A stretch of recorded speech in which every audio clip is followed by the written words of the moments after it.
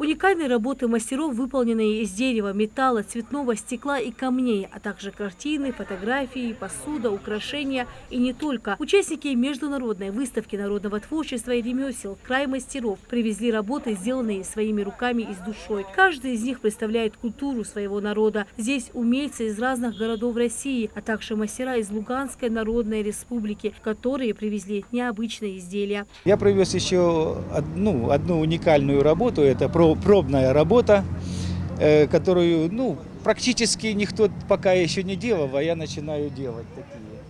Это вот видите, в бутылочке сделана лошадка. Она собирается очень трудно, пинцетиком, но интересная работа для деток, вообще для взрослых посмотреть. Типа как музейный экспонат, потому что нигде не используется. От всей души я хочу вас поздравить с этим праздником, пожелать мира над головой, чистого неба, здоровья, и чтобы все было хорошо. Будете вы хорошо жить, будем и мы хорошо жить. Будете нас приглашать, мы всегда будем рады к вам приехать. Я же к вам приезжаю второй раз. Если мастер из Луганской Народной Республики создает из дерева погремушки, другие умельцы творят из природного материала национальные изделия. К примеру, гости из Чеченской Республики представили уникальную посуду, ложки, тарелочки, а также архитектурные изделия. Хотим от всего сердца от нашей республики поздравить братский ингушский народ с 100-летием создания республики.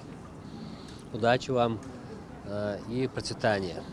К столетию государственности Ингушетии свои работы на фестивале представил художник Заур Плиев. Через эти фотографии ингушских старейшин автор передает историю нашего народа, его красоту и любовь к своей родине. Наша гордость, у меня и натюрмортные фотографии. Вот на фотографии можно увидеть руку рабочего человека. Это Магомед Педиев, он с села Датыха. Это не просто фотографии, это рука человека, который много чего пережил, там, видите, у него там шрамы, там все это вот такое все. Фотография реально была сделана спонтанно. Был такой момент, что он мне протянул руку и сказал: «Заур, хамиски живе?» Я говорю: «Мамад шлатла, стой так». И появился кадр, да? Необычные украшения из бусин создает мастерица Ясмина Кадзоева.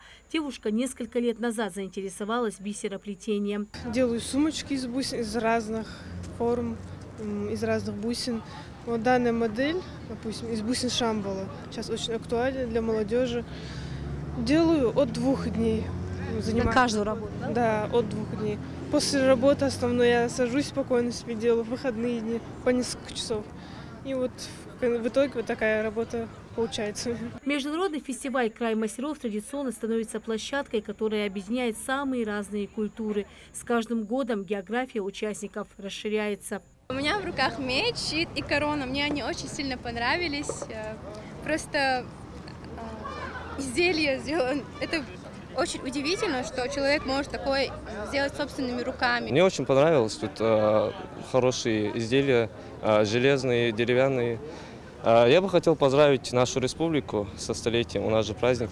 Нас сегодня посетило более 40 различных мастеров, которые демонстрируют свои изделия. У них есть право продавать эти изделия, и народ очень активно подходит, радуется, знакомится с различными мастерами. Нужно отметить еще то, что у нас более 12 иногородних сейчас ремесленников. Общее количество у нас около 40 человек. Сегодня на фестивале «Край мастеров» ремесленники, мастера республики подготовили свои работы для выставки, для мастер-классов. Каждый желающий может прийти вместе с мастером, попробовать сделать что-то интересное и забрать с собой бесплатно.